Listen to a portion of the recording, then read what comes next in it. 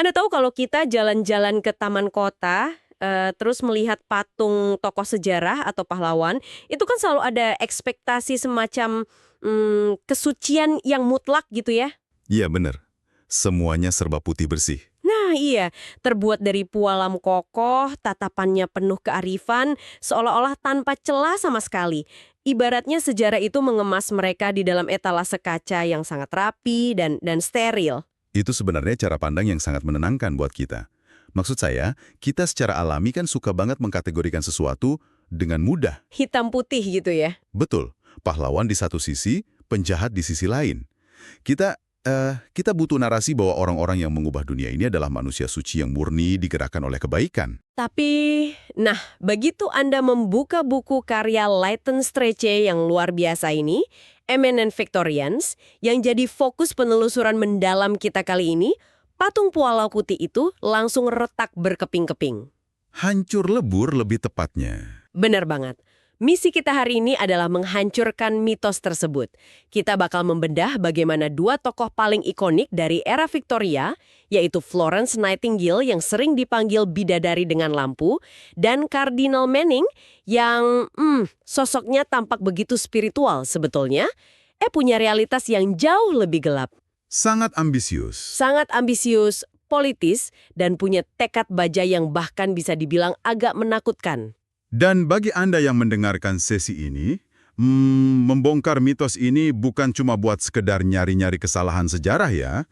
Kita kan hidup di dunia yang penuh dengan informasi dan profil tokoh yang diidealkan berlebihan. Oh, media sosial membuat itu makin parah kan? Persis.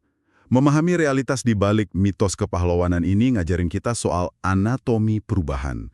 Perubahan besar di dunia nyata itu, nyatanya, sangat jarang terjadi lewat kepasrahan yang manis atau doa semata. Melainkan lewat kemauan keras, manipulasi sistem, dan ya ego yang luar biasa besar. Sangat masuk akal. Betul sekali. Jadi, untuk memahami dorongan ekstrim ini, kita harus lihat fondasi psikologis mereka dulu. Yang anehnya, ini berakar pada penolakan terhadap ekspektasi yang udah disiapin buat mereka. Coba kita bedah Kardinal Manning dulu. Boleh? Di masa kecilnya, Manning ini bukan anak religius yang damai. Dia cerita bagaimana dia terus-terusan dihantui ketakutan soal danau api neraka setelah nggak sengaja baca kitab Wahyu. Itu kan ayat yang cukup berat buat anak-anak ya. Sangat. Ayat itu terngiang-ngiang di kepalanya. Tapi lucunya, rasa takut ini nggak bikin dia jadi pendeta yang rendah hati gitu. Dia justru tumbuh jadi pemuda yang sangat duniawi. Ah, iya. Dia pernah mencuri kuda kan? Iya, dia nyuri kuda waktu sekolah di Harrow.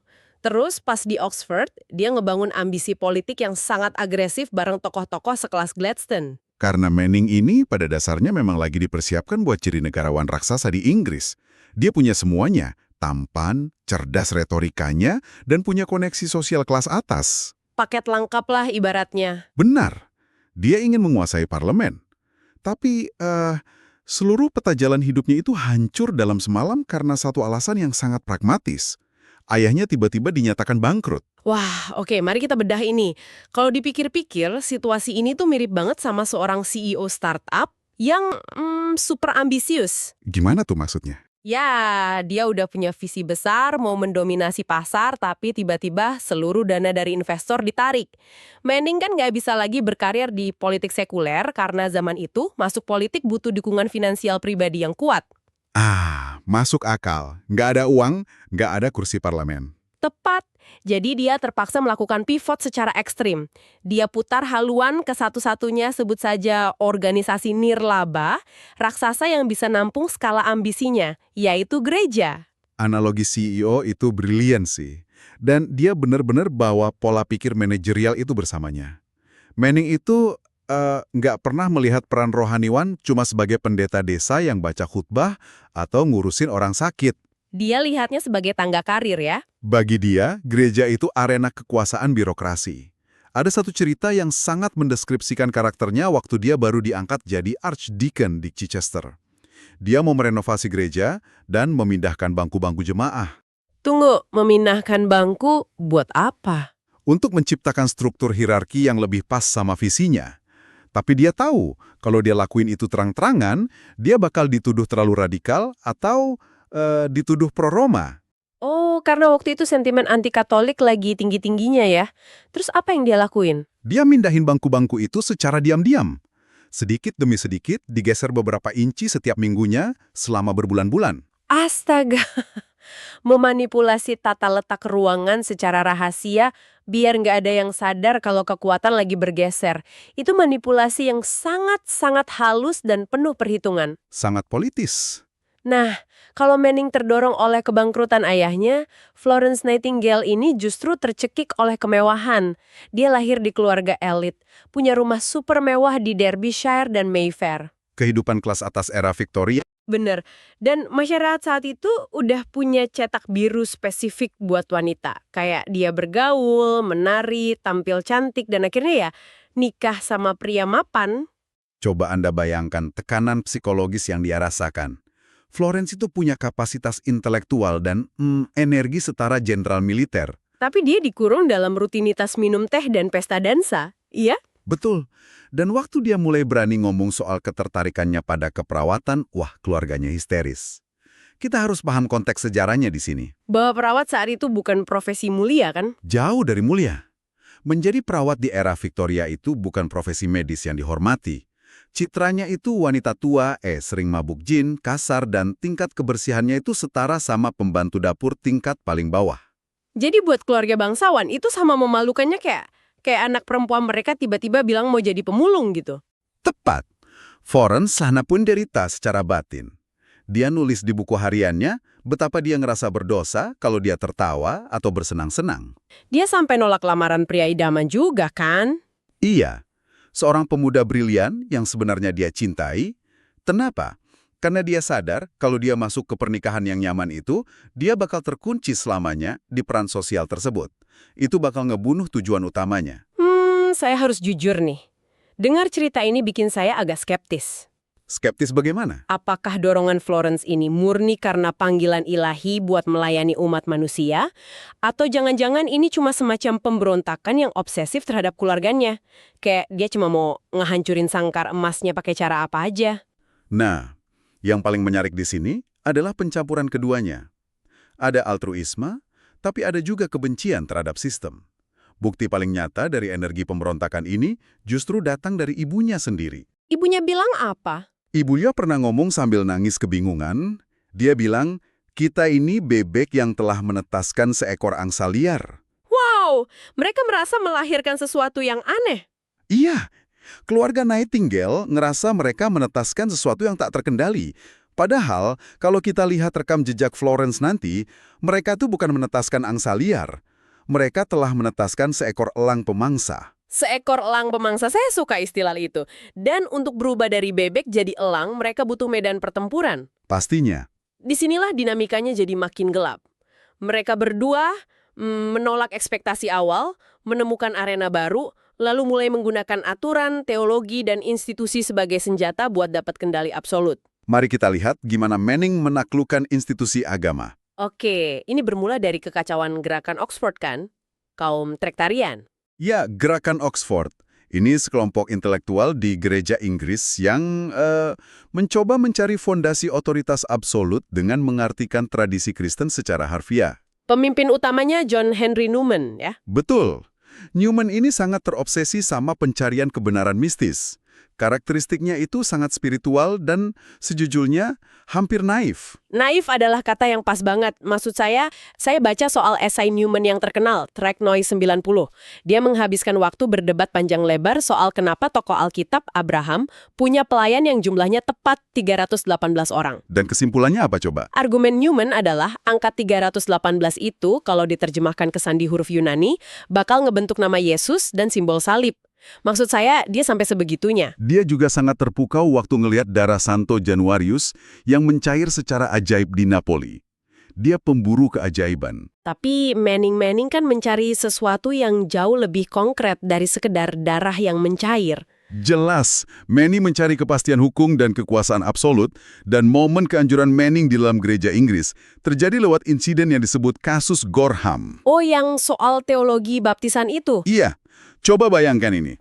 Ada pendeta bernama Gorham punya pandangan teologis yang tidak biasa tentang baptisan. Gereja secara institusi menolak mengangkat dia. Masuk akal karena pandangannya beda. Tapi Gorham kan menyerah. Dia bawa kasus ini ke pengadilan sekuler negara, ke Privy Council, yang isinya murni hakim-hakim awam dan politisi. Dan tebak apa yang terjadi? Komite sekuler ini ngebatalin keputusan uskup. Tunggu. Jadi Anda bilang politisi dan hakim pemerintah yang mungkin aja korup atau nggak peduli sama sekali urusan agama, tiba-tiba punya wewenang tertinggi nentuin doktrin spiritual soal keselamatan jiwa. Tepat sekali. Mereka memaksa gereja menerima Gorham. Dan kenapa ini jadi titik balik buat Manning? Karena ini kebangkrutan kedua buat dia. 100% benar. Dulu, ayah fisiknya yang bangkrut, sekarang institusi spiritualnya terbukti bangkrut secara otoritas karena gampang banget ditundukkan sama politisi sekuler. Dia pasti nggak bisa menolerir sistem di mana kekuasaannya bisa dianulir sama menteri pemerintah, kan? Nggak bisa sama sekali. Itulah alasan sebenarnya dia membelot ke Katolik Roma.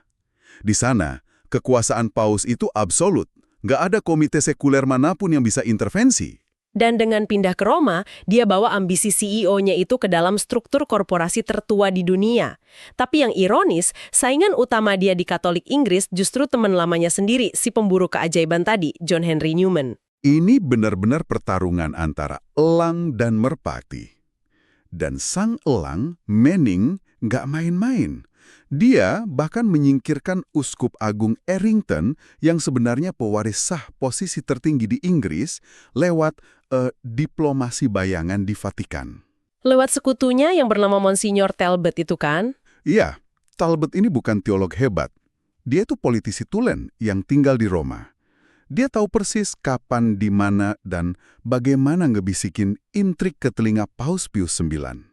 Jadi dia pakai jalur belakang buat mastiin saingannya disingkirkan, dan dia sendiri yang naik jadi kardinal.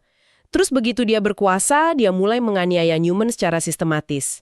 Tapi gimana cara persisnya? Pakai senjata birokrasi. Suatu saat, Newman mau ngebangun oratory, semacam pusat pendidikan Katolik di Oxford. Manning ketakutan. Takut karena Newman terlalu liberal pemikirannya? Betul. Dia takut Newman bakal mempengaruhi mahasiswa di sana. Tapi Manning cerdik. Dia nggak melarangnya secara terbuka. Dia minta Vatikan ngeluarin dekret rahasia. Dalam bahasa Latin, perintahnya adalah menghalangi Newman blande suaviter quae. Blande suaviter quae. Membunuh karir seseorang dengan kelembutan yang mematikan? Wah, itu licik banget sih. Alih-alih konfrontasi langsung, Anda cuma ngikat target Anda pakai pita merah birokrasi. Diperlambat terus sampai mereka nyerah perlahan-lahan. Dan kekejaman ini memuncak di insiden topi kardinal ya? Ah iya, itu epik sekali. Bertahun-tahun kemudian, ada paus baru yang sangat menghormati Newman yang udah tua rentah dan nawarin dia gelar kardinal. Newman pasti senang banget. Sangat. Tapi Manning ngerasa terancam. Jadi dia dengan sengaja membocorkan narasi palsu ke surat kabar The Times. Dia bikin pernyataan kalau Newman menolak tawaran tersebut karena alasan kesehatan. Padahal Newman sangat menginginkannya ya? Benar. Bayangkan dampaknya ke Newman. Leighton Strachey mencatat bahwa Newman yang malang itu sampai menangis terseduh-seduh diam-diam di gerbang gerejanya di Littlemore. Dia ngerasa hidupnya dihancurkan sama intrik politik yang kotor. Dengar itu bikin saya merinding. Maksud saya itu sama sekali bukan tindakan orang suci. Itu murni taktik pembunuhan karakter yang biasa kita lihat di politik kotor modern sekarang. Jika kita hubungkan ini dengan gambaran besarnya, ini nunjukin ironi yang luar biasa. Institusi yang jualan kemurnian iman, pada kenyataannya, dikelola dan dikuasai lewat negosiasi ruang belakang dan kebohongan media. Dogma ditegakkan oleh birokrat tanpa ampun. Nah, kalau Manning membuktikan kelicikan yang lawan birokrat berjubah sutra di Vatikan, arena pertempuran Florence Nightingale ini jauh lebih nyata dan berdarah. Sangat harfiah. Musuhnya bukan dekret rahasia, melainkan monster birokrasi militer Inggris di Crimea. Yang secara harfiah membunuh ribuan prajurit setiap minggu. Nah, disinilah bagian yang sangat menarik. Waktu Florence tiba di rumah sakit militer di Scutari, kondisinya itu Apokaliptik. Bukan sekedar buruk, tapi kayak kiamat kecil. Coba bayangkan Anda jalan di sana, Anda disambut barisan ranjang pesakitan yang berhimpitan rapat sepanjang 4 mil. 4 mil.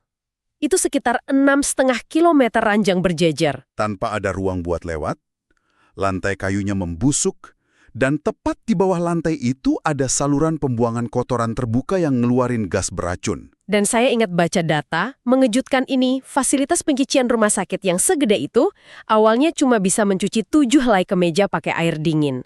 7 kemeja. Untuk belasan ribu pria yang sekarat karena disenteri. Dan yang bikin makin gila adalah respons petinggi militer di London. Dr. Andrew Smith, kepala medis saat itu, duduk santai di kantornya dan ngelaporin ke publik kalau mereka tidak butuh apa-apa. Semuanya aman. Terus ada Menteri Perang, Lord Panmure, yang julukannya Sang Bison saking lamban dan bebalnya dia. Dia ngurus perang ini kayak ngurus urusan klub pria di London aja. Oh, ingat insiden telegram itu? Iya, ada seorang jenderal di medan perang Crimea lagi dihujani peluru meriam Rusia, terus dia nerima telegram mendesak dari Panmure. Pas dibuka, pesannya cuma berbunyi, "Look after Daub. Tolong perhatiin keponakanku si Daubik." Absurd kan? Itulah birokrasi yang dihadapi Nightingale. Dikelola sama orang-orang inkompeten yang cuma peduli prosedur dan nepotisme. Jadi mitos soal dia cuma perawat yang keliling bawa lampu itu? Harus dihancurkan. Nightingale sendiri bilang kalau perawatan langsung ngusap dahi prajurit itu adalah tugasnya yang paling sepele. Dia itu sebenarnya manajer logistik, ahli statistik, dan diktator rumah sakit. Dia bukan perawat, dia tiran logistik. Momen favorit saya tuh insiden kemeja musim dingin. Ada 27.000 kemeja tiba dari Inggris buat tentara yang mati kedinginan. Tapi pejabat rumah sakit nggak mau buka peti-petinya. Karena menurut prosedur militer, barang nggak boleh dibuka sebelum ada persetujuan dari dewan atau board. Yang entah kapan bakal bersidang. Terus apa yang Florence lakuin? Dia manggil anak buahnya dan secara paksa mendobrak kotak-kotak itu sampai hancur. Tepat di depan wajah para pejabat birokrasi yang meratap histeris lihat prosedur suci mereka dilanggar.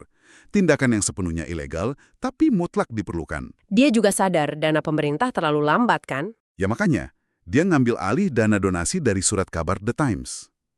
Dan dia harus rebutan dana ini sama duta besar Lord Stratford. Oh, Stratford yang ngusulin ide gila itu. Iya, Stratford ngusul agar uang donasi medis itu dipakai buat ngebangun gereja Protestan di sana. Astaga, dia lebih milih simbolisme agama daripada nyawa manusia yang lagi sekarat. Dan Florence dengan kejam menyingkirkan Stratford dari urusan pendanaan itu.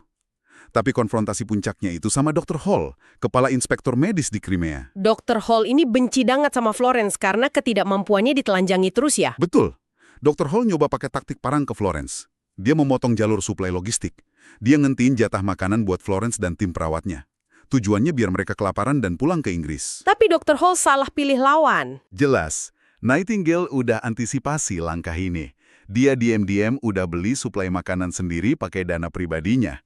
Jadi pas jatah diputus, Florence dan timnya tetap makan dan kerja kayak biasa. Pengepungan 10 hari yang gagal total, sampai akhirnya militer yang nyerah dan ngasih jatahnya lagi karena malu sendiri. Florence menang telak. Dan kepahitan Florence ini ngelahirin sarkasme paling epik. Waktu Dr. Hall akhirnya dikasih gelar kesatria, KCBO, oleh Ratu Inggris. Florence nulis kalau gelar itu pasti singkatan dari Knight of the Crimean Burial Grounds, kesatria pemakaman Crimea, karena saking banyaknya mayat tentara yang dia hasilkan. Wah, tajam dan tanpa ampun. Tajam dan sangat dibutuhkan. Tapi, nah ini penting, dorongan yang bikin Manning menguasai Vatikan dan Nightingale menaklukkan birokrasi Inggris ini ada harganya. Harga yang sangat mahal. Obsesi sebesar itu nggak bisa dimatikan gitu aja waktu perang selesai.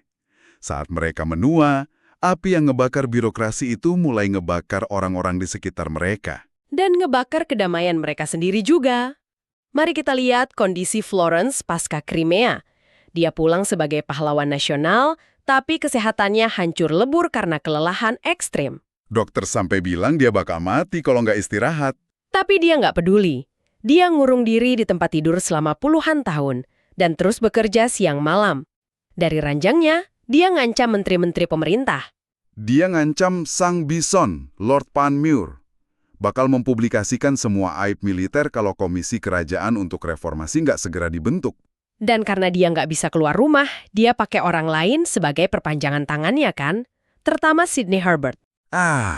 Sidney Herbert, menteri perang yang cerdas dan baik hati. Herbert ini tersedot habis ke dalam orbit obsesi Florence. Ini bukan hubungan asmara ya, tapi Florence benar-benar mengeksploitasi setiap ons tenaga Herbert buat dorong agendanya di parlemen. Padahal Herbert saat itu lagi sakit parah karena penyakit ginjal yang fatal kan? Florence meremehkan fakta itu. Dia terus mendesak Herbert tanpa belas kasihan, sampai tubuh pria itu menyerah dan akhirnya meninggal. Jadi Florence ini kayak parasit obsesi. Dia juga mempekerjakan orang-orang hebat kayak penyair Arthur Clough buat jadi semacam budaknya. Disuruh ngumbungkus paket pakai kertas coklat apa beli tiket kereta api. Semuanya dimakan habis sama mesin reformasi Nightingale ini.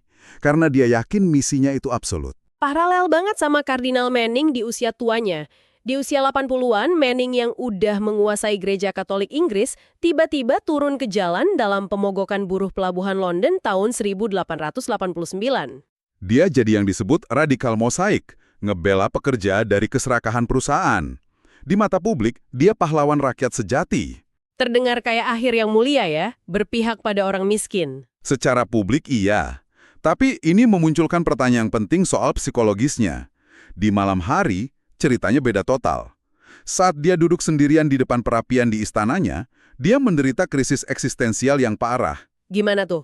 Dia terus-terusan milah buku hariannya, ngunting artikel tentang dirinya sendiri, dan selalu dihantui ketakutan kalau hidupnya itu cuma vita umbratilis. Vita umbratilis. Kehidupan yang cuma dijalani di dalam bayang-bayang. Betul. Dia merasa ngeri tiap kali ngelihat teman masa mudanya, Gladstone, membuat keputusan nyata yang menggerakkan roda sebuah kerajaan sekuler. Sementara dia, dengan segala jubah gemerlapnya, ngerasa cuma berurusan sama doktrin yang tak kasat mata, terisolasi dari dunia nyata. Wah, itu ironi yang menyayat hati ya. Seseorang yang memburu kekuasaan demi menghindari rasa takut akan ketidakpastian, pada akhirnya tetap dihantui oleh kekosongan. Dan itu terangkum sempurna di saat-saat terakhirnya. Di ranjang kematiannya, pikiran Manning nggak melayang ke alam mistis atau mencari kedamaian spiritual dengan Tuhan. Justru dia sibuk ngurusin prosedur kan? Ya, dengan sisa nafasnya, dia memanggil para pendeta dan menuntut agar semua pakaian dan ritual kepausan disiapkan persis sesuai dengan aturan yang berlaku. Bahkan di detik terakhir kehidupan, birokrat sejati tetap berpegang pada SOP. Luar biasa. Jadi, apa arti dari semua ini kalau kita rangkum apa yang kita bedah dari buku Strachey ini, narasi soal kemurnian niat dan kesucian pahlawan tuh ternyata cuma ilusi belaka. Sangat ilusif. Perubahan besar entah itu merombak sistem kesehatan militer yang busuk atau mengkonsolidasikan kekuatan agama global ternyata butuh tingkat kekejaman, kelicikan, dan ego yang mungkin bakal bikin orang biasa mual ngelihatnya. Realitas yang pahit tapi mencerahkan. Dan bagi Anda, para pendengar, hal ini bawa satu wawasan yang sangat praktis. Kalau Anda ingin membuat perubahan yang nyata dalam hidup Anda, Entah di karir, perusahaan, atau komunitas ya. betul. Kalau Anda mau mendobrak sistem yang mandek, niat baik saja nggak akan pernah cukup. Anda harus paham anatomi birokrasi yang Anda hadapi. Anda harus belajar cara sistem itu bekerja. Bukan buat dipatuhi, tapi buat dicari kelemahannya dan dihancurkan. Kadang-kadang, bahkan buat menyelesaikan pekerjaannya Tuhan sekalipun, Anda nggak bisa terus-terusan jadi angsa yang manis dan patuh. Anda harus bersedia menjadi elang pemangsa. Persis. Tapi ingat, Anda juga harus siap bayar harga dari obsesi tersebut.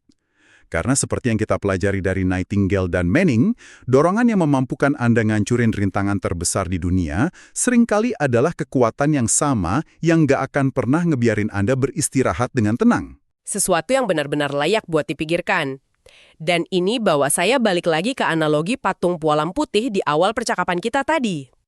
Gimana patungnya sekarang? Entah itu para filantropis besar, pemimpin revolusioner, atau inovator teknologi yang dipuja-puja dari kampanye humas mereka yang super sempurna, akankah kita menemukan iblis obsesi yang sama bersembunyi di balik senyuman mereka? Pertanyaan yang sangat provokatif.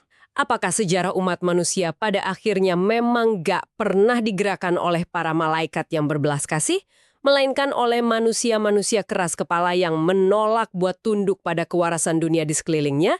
Silahkan Anda renungkan sendiri. Terima kasih banyak telah menemani kami di penelusuran mendalam hari ini.